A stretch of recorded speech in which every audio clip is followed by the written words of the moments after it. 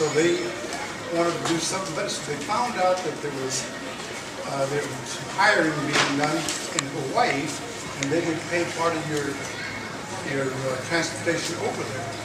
So I think they got was it Princess or was it or was it a Princess it was one of the ships anyhow. And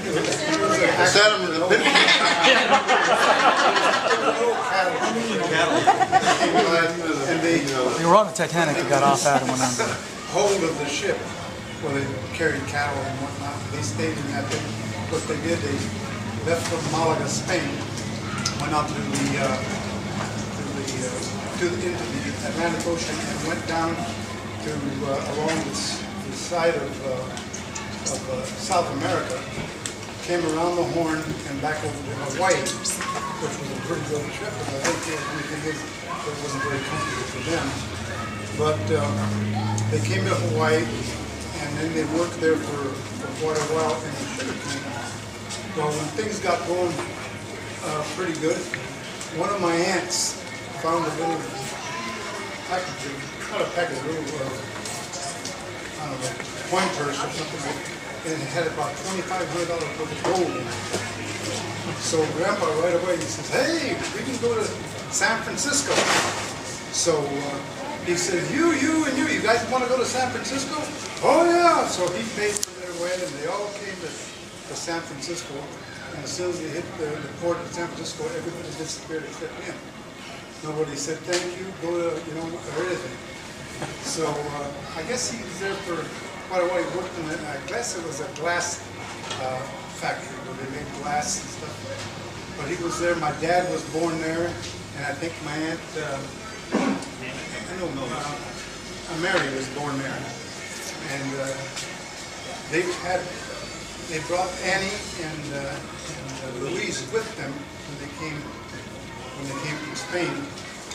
And when they got there, Grandpa was not really too happy about being in the United States. He was kind of this way and that way. So I guess a couple of the girls had boyfriends, and he wanted to get the girls, the two oldest girls, away from these guys. So he decided to go to Cuba.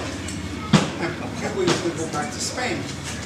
Well, when he went down to go to Cuba, he had like the pink eye, and they wouldn't let him on the ship.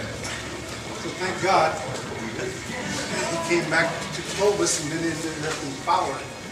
And I guess he was a pretty handy man because he built an oven for baking bread. Now all these foreigners in the area used to come and bake their bread at his house. And my dad, when he was younger, of course, he made firewood like it was no tomorrow. He loved it. So he wanted to be an awesome man and all that stuff. So he was cutting wood all the time. So he was there, I guess, and then Grandpa started getting sick.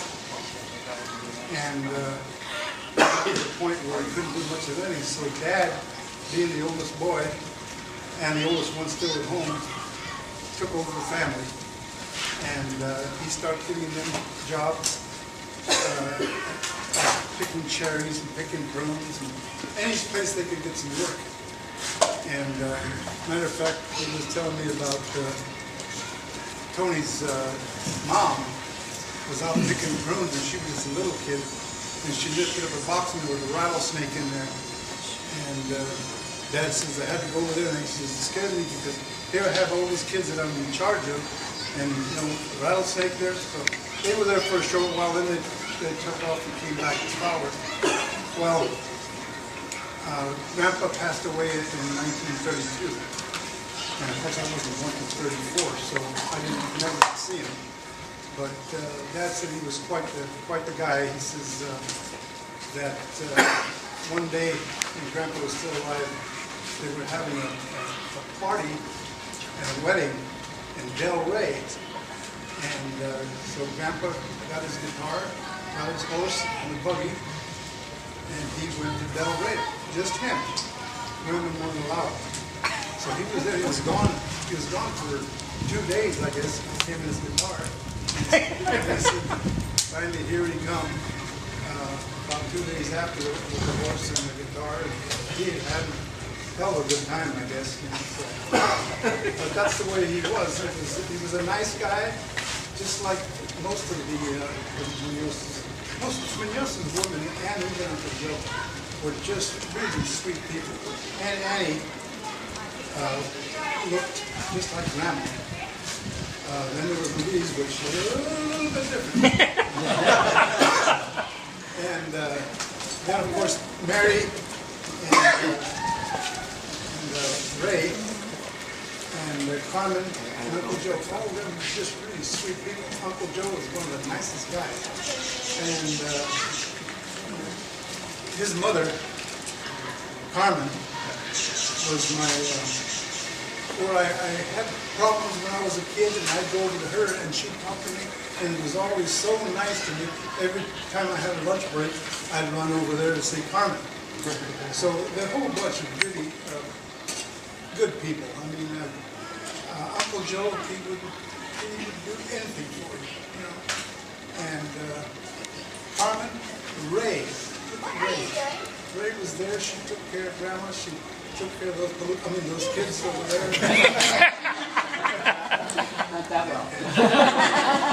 She was really a good person. And Aunt Mary, well, I didn't know her too well because she had taken off with some guy named Joe. They ended up in Vacaville, I guess. And but Dad always made sure that at least once a year he'd drive to Vacaville and he'd go visit. And of course,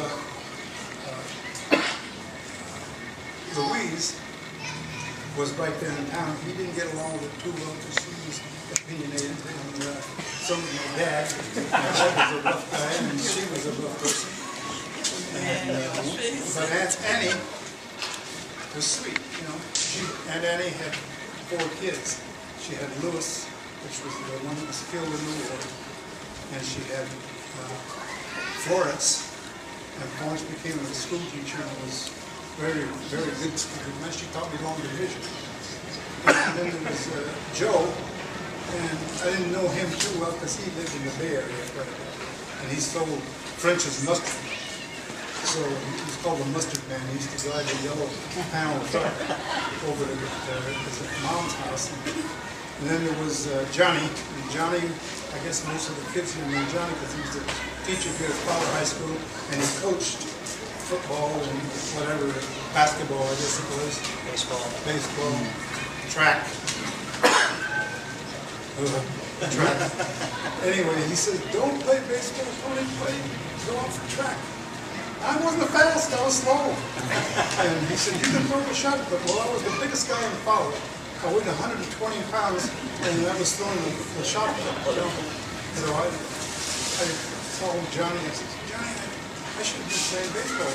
Lloyd Lease wanted me to be a left-handed pitcher. And he said, oh, you don't have to do that. So anyway, like I said, Joe, I didn't hardly know him because he was gone most of the time.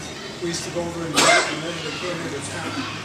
Then Aunt Louise had a daughter named Dolores, and she had a problem mentally.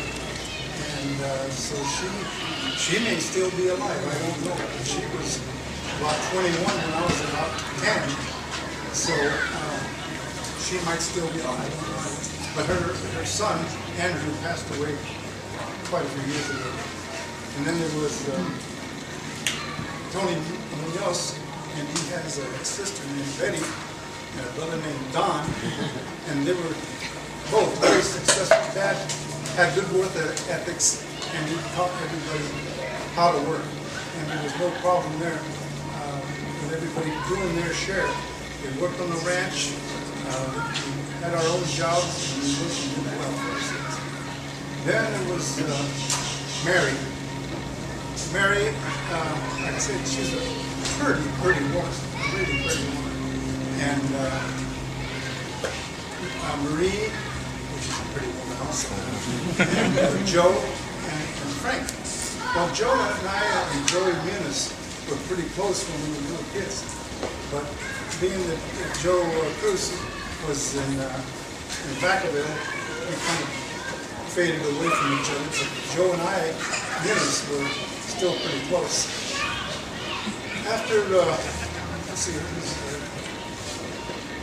Uncle Joe. No. Ray. Yeah, Uncle Joe.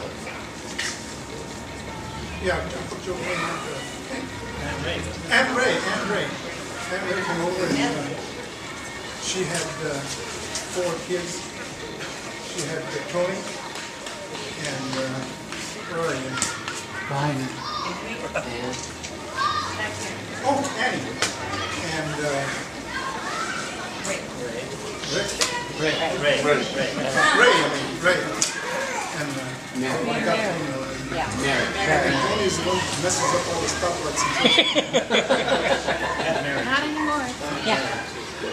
Oh, Aunt Mary. No, cousin Mary. Cousin Mary. Oh, yeah, that's right. Ray's daughter had a problem, and she was sick for quite a while, and she passed away as a young woman. 30 years old. 30. And then there was Uncle Joe. Tennessee and Joe. And I spent more time with them than almost anybody. They were very good. Uncle Joe was doing it. And then there was Carmen. And Carmen had, what, 5 kids, yeah. And they all turned out okay. So I think There's some discussion about that. in essence, the Munozes were a pretty great family. And it took a lot of guts to pick up your family, to get on a ship not knowing where you're going, and go to Hawaii to work in the and it wasn't on a, like I said, it wasn't on a Princess Cruise either. I mean, most people would like to go that same route now. Yeah. It would be a lot of fun, probably. Anyway, that's about what I have to say. And Tony? Well, you said it all, but anyway, my name is Tony, and if you call out, and if you call out my name, about 14 heads will turn. But one of the things I remember my mother telling me is working in the cannery in Monterey, Cannery Road, and I think you had to be 18 to work there, and she was working there at 12. And so they were all just tremendous work ethic.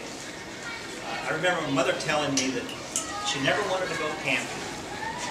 I don't want to go camping. I camped when I was a little girl, and I don't ever want to camp again. But I would like to tell you about my grandson, who is over in Spain now, and this is for the ladies. He says in an email to me, he says, I stopped keeping count, but I think I've fallen in love with every Spanish girl I've met.